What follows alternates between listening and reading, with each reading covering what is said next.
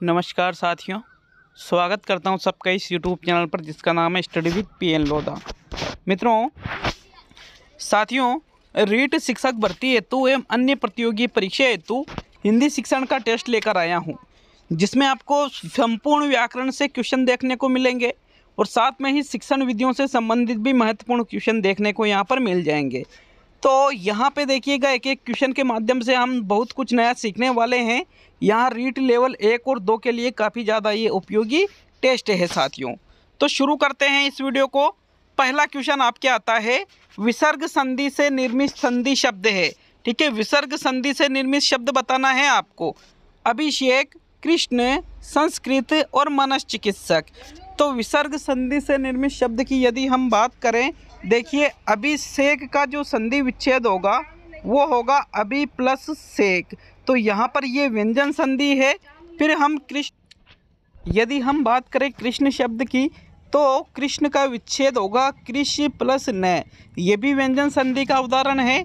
और संस्कृत का संधि विच्छेद होता है सम प्लस कृत, ये भी व्यंजन संधि का ही उदाहरण है।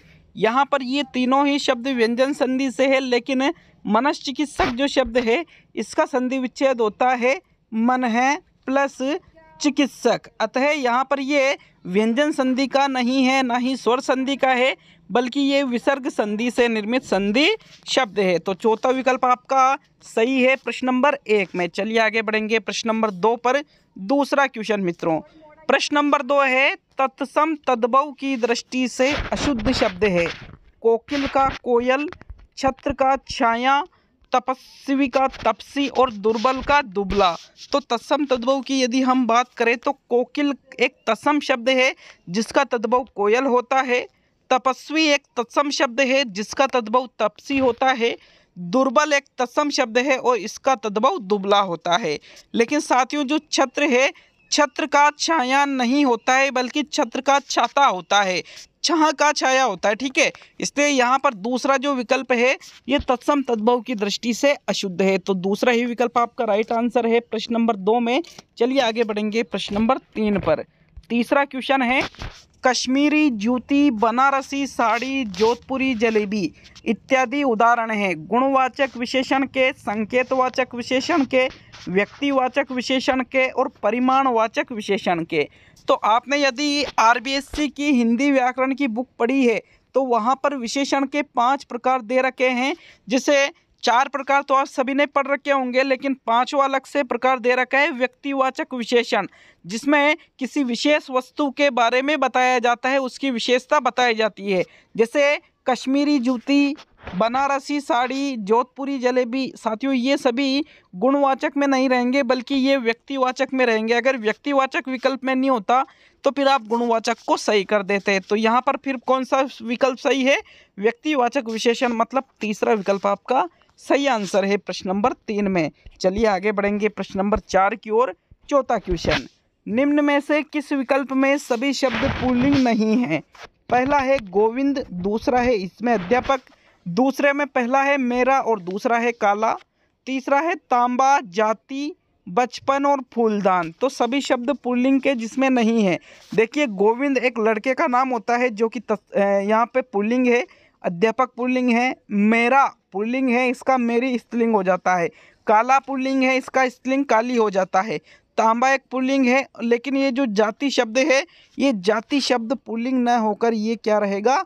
स्त्रीलिंग रहेगा। इसका पुल्लिंग क्या होता है? जाता। ठीक है, जाता पुल्लिंग रहता। बचपन और फूलदान ये दोनों भी पुल्लिंग है। तो यहाँ पर ये जो जाति शब्द है ये स्त्रीलिंग है, अतः यहाँ पर आपका तीसरा विकल्प सही है, क्योंकि इसमें सभी शब्द पुल्लिंग नहीं है। चौथे क्वेश्चन में तीसरा विकल्प राइट है साथियों। चलिए आगे बढ़ेंगे प्रश्न नंबर 5 पर। 5वां क्वेश्चन, पक्षी आकाश में उड़ रहे हैं, वाक्य किस काल का है? अपूर्ण भूतकाल, अपूर्ण वर्तमान काल, सामान्य भूतकाल, सामान्य वर्तमान काल। तो देखिएगा, पक्षी आकाश में उड़ रहे हैं, उड़ रहे का मतलब क्या हुआ कि क्रिया वर्तमान में जारी है, और जहाँ पर क्रिया वर्तमान में जारी रहती है वहाँ पर होता है साथियों अपूर्ण वर्तमान काल। क्या होता है? अपूर्ण वर्तमान काल, मतलब क्रिया वर्तमान में चल रही है, तो वही अपूर्ण वर्तमान काल होता है। सेकंड विकल्प आपके प्रश्न नंबर 5 में सही है।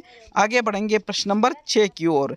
छठा क्वेश्चन, निम्न में से कौन सा भाववाच्य नहीं है? तो देखिए, एक होता है कर्तृवाच्य, एक होता है कर्मवाच्य और एक होता है भाववाच्य। तो यहाँ पर आपको ये देखना है कि वो विकल्प कौन सा है जिसमें भाववाच्य नहीं है। तो उनसे गाया नहीं जाता, आंखों में दर्द के कारण मुझसे अब पढ़ा नहीं जाता, वह पत्र लिखता है और मुझसे अब चला नहीं जाता। तो साथियों देखिएगा, यहाँ पर भाववाच्य का मतलब होता है, पहली चीज तो इसमें नकारात्मकता का भाव रहता है। भाववाच्य में क्या होता है? क्रिया के करने में नकारात्मकता का भाव रहता है। तो जो चौथा विकल्प है, दूसरा विकल्प है, पहला विकल्प है, इन तीनों में आप देख रहे होंगे कि यहाँ पर नकारात्मकता का भाव आ रहा है। तो ये तीनों तो भाववाच्य के उदाहरण हैं, लेकिन वह पत्र लिखता है साथियों, ये कर्तृवाच्य का उदाहरण है क्योंकि इसमें कर्ता प्रधान है। तीसरा विकल्प आपका राइट रहेगा प्रश्न नंबर 6 में। आगे देखेंगे प्रश्न नंबर 7 को, 7वां क्वेश्चन, दरअसल शब्द में कौन सा समास है? अव्ययी भाव समास है, तत्पुरुष समास है, कर्मधारय समास है, बहुब्रीहि समास है। तो देखिएगा, यहाँ पर जो चार अलग अलग समास है, बहुब्रीहि समास में क्या होता है? कोई तीसरा अर्थ निकलता है। यदि तीसरा अर्थ निकले तो वहाँ पर होता है बहुब्रीहि समास। कर्मधारय समास में या तो विशेषण विशेष्य संबंध बताया जाता है या फिर उपमेय उपमान संबंध बताया जाता है, वहाँ पर होता है कर्मधारय समास। और तत्पुरुष समास में देखिए कारक चिन्हों का अधिकतर लोप होता है, लेकिन यहाँ जो दरअसल शब्द है ये इसमें न तो कारक चिन्ह का लोप होगा, न ही विशेषता बताई जा रही है और न ही तीसरा अर्थ निकल रहा है, बल्कि इसमें अव्ययीभाव समास का उदाहरण है। अव्ययीभाव समास में क्या होता है साथियों? कोई उपसर्ग या फिर कोई अव्यय लगा होता है या शब्दों की पुनरावृत्ति होती है। तो यहाँ पर ये जो दर शब्द है, दरअसल, तो साथियों ये दर शब्द क्या है? उर्दू का उपसर्ग है, इसलिए इसमें अव्ययीभाव समास रहेगा। प्रथम विकल्प आपका सही है प्रश्न नंबर 7 में। आगे बढ़ेंगे प्रश्न नंबर 8 की ओर। 8वां क्वेश्चन, किस विकल्प में समास विग्रह अशुद्ध हुआ है? विद्याधन, विद्यारूपी धन, जलवायु, जल या वायु, अमचूर, आम का चूर्ण और भरपेट, पेट भरकर। तो साथियों यहाँ पर समास विग्रह जो अशुद्ध हो रहा है उसको देखना है आपको। देखिए, विद्याधन, विद्यारूपी धन, यहाँ पर धन की विशेषता बताई जा रही, विद्या की विशेषता बताई जा रही है धन के रूप में, तो ये तो बहुब्रीहि समास का उदाहरण है। जलवायु, जल वायु में देखिए इसका अगर हम समास विग्रह करें तो इसका समास विग्रह होगा जल और वायु, जल या वायु नहीं होगा साथियों। ये यहाँ पर द्वंद्व समास का उदाहरण है, लेकिन इसमें जो विसर्ग है, विसर्ग क्या, जो विग्रह है वो जल या वायु न होकर जल और वायु रहेगा, अतः ये एक अशुद्ध विग्रह हो रहा है। तो दूसरा विकल्प सही है, क्योंकि आपसे क्या पूछा है कि अशुद्ध समास विग्रह किसमें हुआ है, तो दूसरे में अशुद्ध समास विग्रह हो रहा है। बाकी अमचूर का आम का चूर्ण ही होता है और भरपेट का पेट भरकर ही होता है। अमचूर में संबंध तत्पुरुष समास है और भरपेट में यहाँ पर अव्ययीभाव समास है साथियों। सेकंड विकल्प यहाँ पर जलवायु वाला सही रहेगा, क्योंकि इसमें अशुद्ध विग्रह हुआ है। तो चलिए आगे बढ़ेंगे प्रश्न नंबर 9 पर। 9वां क्वेश्चन, देखिए प्रश्न नंबर 9 पूछ रहा है आपसे, भिन्न उपसर्ग युक्त शब्द छांटिए। पहला है अनमोल, दूसरा है अनजान, तीसरा है अनचाहा और चौथा है अनंत। तो यहाँ पर आपको भिन्न उपसर्ग युक्त शब्द को छांटना है। देखिएगा, अनमोल में अगर हम इसको अलग अलग करें तो अन प्लस मोल, यहाँ पर अन उपसर्ग लगा है। अनजान को अलग अलग करें तो अन प्लस जान, यहाँ पर अन उपसर्ग है। अनचाहा को अलग अलग करें तो अन प्लस चाहा, मतलब इन तीनों में कौन सा उपसर्ग लगा हुआ है? अन उपसर्ग लगा हुआ है। लेकिन यहाँ पर जो अनंत शब्द है, अगर हम इसको अलग अलग करें तो अनंत का विच्छेद होता है, अन प्लस अंत बराबर शब्द बनेगा आपके अनंत। तो इसमें जो अन उपसर्ग है वो विसर्ग, यहाँ पे इनमें तो ये अन पूरा है और यहाँ पर हलंत युक्त अन उपसर्ग है साथियों, अतः यहाँ पर फिर कौन सा भिन्न उपसर्ग हुआ? चौथा जो विकल्प है अनंत वाला, इसमें भिन्न उपसर्ग लगा हुआ है। तो प्रश्न नंबर 9 में आपके चौथा ही विकल्प राइट है। आगे बढ़ेंगे प्रश्न नंबर 10 की ओर। 10वां क्वेश्चन देख लेते हैं। प्रश्न नंबर 10 है आपके, शुद्ध प्रत्यय युक्त शब्द का चयन कीजिए। वाल्मीकि प्लस ई वाल्मीकि, कला प्लस ऊटा कलूटा, लोभ प्लस आवना लुभावना, लोक प्लस एक लौकिक। तो साथियों शुद्ध प्रत्यय युक्त शब्द का चयन करना है आपको। यहाँ पर एक ही ऐसा शब्द है जो आपको शुद्ध मिलेगा, बाकी तीन में कहीं ना कहीं मिस्टेक जरूर रहेगी। देखिए, वाल्मीकि प्लस ई की बात करें तो बड़ा ई प्रत्यय लग रहा है और यहाँ पर मात्रा कैसी लगा रखी है, कै में छोटी ई की, तो ये फिर अशुद्ध हो गया। कला प्लस ऊटा कलूटा, कला प्लस ऊटा नहीं होता है, काला प्लस ऊटा बराबर शब्द बनता है कलूटा, तो कला नहीं होता है काला होता है, फिर ये भी गलत हो गया। फिर यहाँ पर लोभ प्लस आवना, बिल्कुल लोभ प्लस आवना से शब्द बनता है लुभावना, ये बिल्कुल शुद्ध प्रत्ययुक्त शब्द है, इसमें कहीं भी कोई मिस्टेक नहीं हो रही है। बाकी लोक प्लस इक में ये जो लोक लिखा हुआ है वो इस प्रकार से लिखा होना चाहिए, लोक प्लस इक। यहाँ पर देखिए एक मात्रा होनी चाहिए, मात्रा कितनी लग रही है, 2 लग रही है साथियों, तो ये भी क्या हो गया, फिर अशुद्ध हो गया। और आपको क्या चाटना था, शुद्ध चाटना था, तो तीसरा विकल्प बिल्कुल शुद्ध है। बाकी चौथा, दूसरा, प्रथम, इसमें कहीं ना कहीं दिक्कत जरूर है साथियों। आगे बढ़ेंगे प्रश्न नंबर 11 की ओर। 11वां क्वेश्चन, प्रश्न नंबर 11 पूछ रहे हैं आपसे, अशुद्ध विलोम युग में है दुर्बल का निर्बल, बद्ध का मुक्त, उन्नत का अवनत, विज्ञ का अज्ञ। तो साथियों विलोम की दृष्टि से आपको अशुद्ध युग में छाटना है। देखिएगा विज्ञ का अज्ञ ही होता है, उन्नत का अवनत ही होता है, बद्ध का मुक्त ही होता है, लेकिन दुर्बल और निर्बल ये दोनों, तो दुर्बल का निर्बल नहीं होगा बल्कि दुर्बल का क्या होगा, सबल होगा साथियों। तो फिर ये निर्बल और दुर्बल तो एक जैसे शब्द हो गए, इसलिए ये क्या है, अशुद्ध विलोम युग में है। प्रथम विकल्प आपका सही है प्रश्न नंबर 11 में। आगे बढ़ेंगे प्रश्न नंबर 12 की ओर। तो चलिए देख लेते हैं 12वें क्वेश्चन को साथियों। 12वां क्वेश्चन, प्रश्न नंबर 12 पूछ रहा है आपसे, निम्न में से कौन सा शब्द शुद्ध है, ईर्ष्या, कैलाश, गवर्नर और यहाँ पर ज्योत्सना। तो यहाँ पर मैंने उच्चारण तो सब सही किया है, लेकिन अब आपको ये देखना है कि किसमें क्या दिक्कत है। तो साथियों अगर हम बात करें ईर्ष्या शब्द की, तो ईर्ष्या में क्या मिस्टेक हो रही है, बड़ी ई की मात्रा आना चाहिए, बड़ी ई होना चाहिए, लेकिन यहाँ पर छोटी ई है, तो ये गलत है। जब हम कैलाश को लिखते हैं साथियों, तो कैलाश को कैलाश नहीं बल्कि शुद्ध शब्द होता है कैलाश, तो ये शे की जगह में सरोता वाला आना चाहिए था। फिर यहाँ पर अगर हम रेप संबंधी अशुद्धि यहाँ पर देखने को मिलेगी, गवर्नर को इस प्रकार से लिखा जाता है साथियों, गवर्नर। ये जो रे की मात्रा लग रही है ये वे के ऊपर नहीं लगती है बल्कि इन नए नल वाले के ऊपर लगेगी गवर्नर में। तो ये तीनों शब्द क्या है, अशुद्ध है। लेकिन जो ज्योत्सना शब्द है ये पूर्ण रूप से शुद्ध लिखा है, जबकि ज्योत्सना में क्या होता है, जब इसमें मिस्टेक की जाती है तो ये सरोता वाला पूरा लिख दिया जाता है, जो कि गलत होता है। सरोता वाला और तरबूज वाला दोनों ही आधे आते हैं ज्योत्सना में। चौथा विकल्प आपके 12वें क्वेश्चन में सही है। चलिए नेक्स्ट देख लेते हैं प्रश्न नंबर 13 को। 13वां क्वेश्चन है, यदि तुम पैसे दो तो मैं चलूं, वाक्य रचना की दृष्टि से है, सरल वाक्य है, संयुक्त वाक्य है, मिश्र वाक्य है या विधानार्थक वाक्य है। तो साथियों सरल वाक्य में एक कर्ता और एक ही उद्देश्य होता है, या एक ही विधेय होता है। यदि कर्ता एक से अधिक हो और उनके द्वारा कर्म एक ही किए जाए तो वहाँ पर भी वो सरल वाक्य होता है।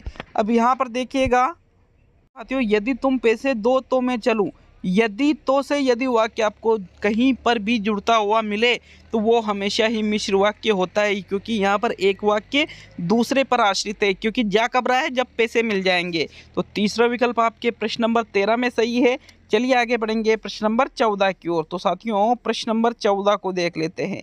14वां क्वेश्चन आपके आता है, जो सदा रहने वाला है, शाश्वत, फिर ये विराम चिन्ह, सनातन, फिर चिन्ह, फिर सत्य, फिर यहाँ पर ये चिन्ह, वाक्य में किस चिन्ह का प्रयोग हुआ है। तो यहाँ पर आपको देखना है ये जो वाक्य है इसमें किस चिन्ह का प्रयोग किया गया है, समाप्ति चिन्ह, पुनरुक्ति चिन्ह, लोप चिन्ह, विकल्प चिन्ह। देखिएगा लोप चिन्ह ये नहीं है क्योंकि कहीं भी लोप नहीं हो रहा है, पुनरुक्ति चिन्ह नहीं है, ना ही ये समाप्ति चिन्ह है, बल्कि यहाँ पर विकल्प चिन्ह का प्रयोग किया जा रहा है। देखिएगा ये विकल्प चिन्ह, शाश्वत, सनातन, इन दोनों और सत्य, ये तो यहाँ पर पूर्ण विराम चिन्ह है, यहाँ पर ये समाप्ति चिन्ह नहीं है साथियों। तो आपका जो चौथा विकल्प है वो सही है, क्योंकि इसमें विकल्प चिन्ह का प्रयोग किया गया है। 14वें क्वेश्चन में चौथा विकल्प सही है, विकल्प चिन्ह वाला। आगे बढ़ेंगे प्रश्न नंबर 15 की ओर। प्रश्न नंबर 15 है, उड़ती चिड़िया पहचान लेना का अर्थ होता है, रहस्य की बात दूर से जान लेना, बहुत दूर तक देख लेना, चिड़िया का आकार बड़ा होना और उपयुक्त सभी। तो साथियों उड़ती चिड़िया पहचान लेना, कोई कहता है ना कि यार वो उड़ती चिड़िया को पहचान लेता है, तो इसका मतलब यूँ नहीं है कि वो बहुत दूर तक देख लेता है या फिर चिड़िया का आकार बड़ा है इसलिए पहचान लेता है। तो यहाँ पर सभी भी गलत हो गया, बल्कि उड़ती चिड़िया पहचान लेना का मतलब होता है रहस्य की बात दूर से जान लेना। साथियों यहाँ पर आपके कौन सा विकल्प सही है, प्रथम विकल्प सही है प्रश्न नंबर 15 में। आगे बढ़ेंगे प्रश्न नंबर 16 की ओर। लेकिन साथियों मैं आपको बता दूं कि वर्तमान में जो टाइम चल रहा है इस टाइम पे क्या है, अधिकतर जो स्टूडेंट है उन सभी स्टूडेंट ने लगभग पढ़ाई छोड़ दी है साथियों। अब यहाँ पर कुछ ही स्टूडेंट तैयारी कर रहे हैं और यकीन मानिए लगभग 1% स्टूडेंट जो तैयारी कर रहे हैं, तो वो जो 1% है वो ही क्वालिफाई यहाँ पर करने वाले हैं, क्योंकि इस टाइम पे तैयारी सभी ने छोड़ दी तो उनका लिंक टूट गया। लिंक टूटने से क्या होगा कि जब भी वो तैयारी करेंगे तो उनको कम से कम 1 महीने का टाइम तो वापस जैसी स्थिति उन्होंने पहले छोड़ी थी उस स्थिति में आने के लिए चाहिए कम से कम 1 महीने का टाइम। तो इसलिए आप तैयारी जारी रखें। रोजाना मैं जो एक वीडियो डालता हूँ, 2 दिन से वीडियो नहीं आ पाया था कुछ विशेष कार्य आ जाने के कारण, बाकी मैं रेगुलर वीडियो डालता हूँ तो उस एक वीडियो को जरूर देखिएगा। टेस्टों को करने से ही आप यकीन मानिए बहुत कुछ नया सीख रहे हो। देखिए प्रश्न नंबर 16, राजस्थानी शब्द होद का अर्थ है। होद का नाम सुन रखा है क्या? होद। तो साथियों, बर्तन साफ करने का स्थान ही होद है, या जानवरों के भोजन का स्थान होद है, या पानी रखने की भूमिगत टंकी होद है, या नवजात बच्चे का वस्त्र होद है। तो साथियों, होद जो शब्द है राजस्थानी भाषा में, इस होद शब्द का अर्थ होता है जो पानी रखने की भूमिगत टंकी है, इसको ही राजस्थानी भाषा में होद कहा जाता है। क्या कहा जाता है? होद। विकल्प नंबर 3 सही है 16वें क्वेश्चन में। आगे बढ़ेंगे प्रश्न नंबर 17 की ओर। 17वां क्वेश्चन आपके आता है, एक अच्छे मूल्यांकन की विशेषता नहीं है। वेदता, आत्मनिष्ठता, वस्तुनिष्ठता और व्यापकता। तो साथियों, मूल्यांकन जिस उद्देश्य के लिए किया जाता है, यदि उस उद्देश्य की पूर्ति होती है तो वो मूल्यांकन की वेदता कहलाता है। ठीक है, तो ये तो वेदता मूल्यांकन की विशेषता है। वस्तुनिष्ठता में एक ही उत्तर होता है, ये भी मूल्यांकन की विशेषता है। व्यापकता का मतलब होता है जो मूल्यांकन किया जा रहा है वो संपूर्ण पाठ्यक्रम से यदि किया जाए तो वो होता है व्यापकता संबंधी। वस्तुनिष्ठ प्रश्नों का जो पेपर होता है उसमें व्यापकता पाई जाती है। तो व्यापकता हुई, वस्तुनिष्ठता हुई, वेदता हुई, ये तीनों तो अच्छे मूल्यांकन की विशेषता है, किंतु जो आत्मनिष्ठता है ये अच्छे मूल्यांकन की विशेषता नहीं है। साथियों, ऐसी कोई भी विशेषता अच्छे मूल्यांकन की नहीं मानी जाती है। 17वें क्वेश्चन में आपके दूसरा विकल्प सही है। आगे बढ़ेंगे प्रश्न नंबर 18 की ओर। 18वां क्वेश्चन, एक से अधिक भाषाओं का प्रयोग किसी भी एक भाषा की निपुणता में बाधक है, कक्षाई जटिलता को बढ़ाता है, शिक्षकों के लिए गहन समस्या है और संज्ञानात्मक विकास में सहायक है। तो साथियों देखिए, कक्षा में यदि एक से अधिक भाषाओं का प्रयोग हो रहा है तो इसका मतलब ये नहीं है कि ये कोई गहन समस्या है, इसको हम समस्या नहीं कहेंगे, ना ही जटिलता को ये बढ़ा रहा है, ना ही निपुणता में बाधक है, बल्कि ये जो बच्चों का संज्ञानात्मक विकास है उसको और ये बेहतर करता है कक्षा में एक से अधिक भाषाओं का प्रयोग। तो प्रश्न नंबर 18 में आपके चौथा विकल्प सही रहेगा। आगे बढ़ेंगे प्रश्न नंबर 19 की ओर। तो 19वां क्वेश्चन सेकंड लास्ट क्वेश्चन है साथियों। 20 ही क्वेश्चन लेकर आ रहा हूं मैं हर सब्जेक्ट के एक दिन में। पद्य पाठ का सर्वाधिक महत्वपूर्ण सोपान है प्रस्तावना, आदर्श वाचन, भाव विश्लेषण और इनमें से कोई नहीं। तो पद्य पाठ का नाम सभी ने सुन रखा होगा, जैसे कविता है, दोहे हैं, ये चीज़ें जिनको गा कर के पढ़ाया जाता है वो पद्य पाठ के अंतर्गत आती है साथियों। तो पद्य पाठ में सबसे महत्वपूर्ण चीज़ मानी जाती है उसका भाव विश्लेषण। जो भाव कवि कविता या अन्य किसी माध्यम से कहना चाह रहा है, यदि हम उसको रसानुभूति के साथ में उसके भाव को समझ सकेंगे तो उसको ही सबसे महत्वपूर्ण सोपान माना जाता है पद्य पाठ का। विकल्प नंबर 3 सही है 19वें क्वेश्चन में। अब आज का अंतिम और 20वां क्वेश्चन, लेकिन एक छोटी सी रिक्वेस्ट, अगर लाइक आप करते हो वीडियो को तो मतलब समझूंगा कि आपको क्वेश्चन अच्छे लग रहे हैं। और अगर आपने अभी तक भी चैनल को सब्सक्राइब नहीं कर रखा है तो ज़रूर करें, क्योंकि जब मैं एनालिटिक में देखता हूँ यूट्यूब के तो वहाँ पर दिखता है कि 50% ऐसे स्टूडेंट हैं जो वीडियो तो देखते हैं लेकिन चैनल को सब्सक्राइब नहीं करते हैं। तो ऐसा मत किया करो यार, आप प्लीज़ सब्सक्राइब कर दीजिएगा, क्योंकि सब्सक्राइब करने से हमें लगता है कि हाँ लोग हमसे जुड़े हुए हैं। तो चलिए 20वां और आज का अंतिम क्वेश्चन, कमेंट करके जरूर जाए कितने क्वेश्चन आपके 20 में से सही हुए, जरूर बता कर जाए। वाचन की कौन सी विधि संकोची छात्रों के लिए उपयोगी है? समवेत वाचन, वैयक्तिक वाचन, मौन वाचन और आदर्श वाचन।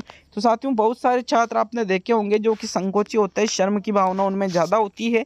आदर्श वाचन करता है अध्यापक, तो ये तो संकोची छात्र के लिए उपयुक्त नहीं है। मौन वाचन मन ही मन में करते हैं तो वहाँ पर संकोच दूर नहीं होता है। वैयक्तिक वाचन में तो संकोची छात्र वैसे ही पीछे हट जाते हैं। लेकिन समवेत मतलब सभी जब एक साथ वाचन करते हैं तो फिर वहाँ पर संकोची छात्र भी संकोच नहीं करते, शर्म नहीं करते हैं। हैं, इसलिए समवेत वाचन को संकोची छात्रों के लिए सबसे ज़्यादा उपयोगी माना जाता है। विकल्प नंबर 1 सही है 20वें क्वेश्चन में। तो आज का ये टेस्ट पूरा हुआ साथियों, कैसा लगा कमेंट करके जरूर जाए, क्वेश्चन जितने सही हुए हैं वो भी जरूर बता कर जाए। मिलते हैं अगले वीडियो में, सभी दोस्तों का बहुत बहुत धन्यवाद।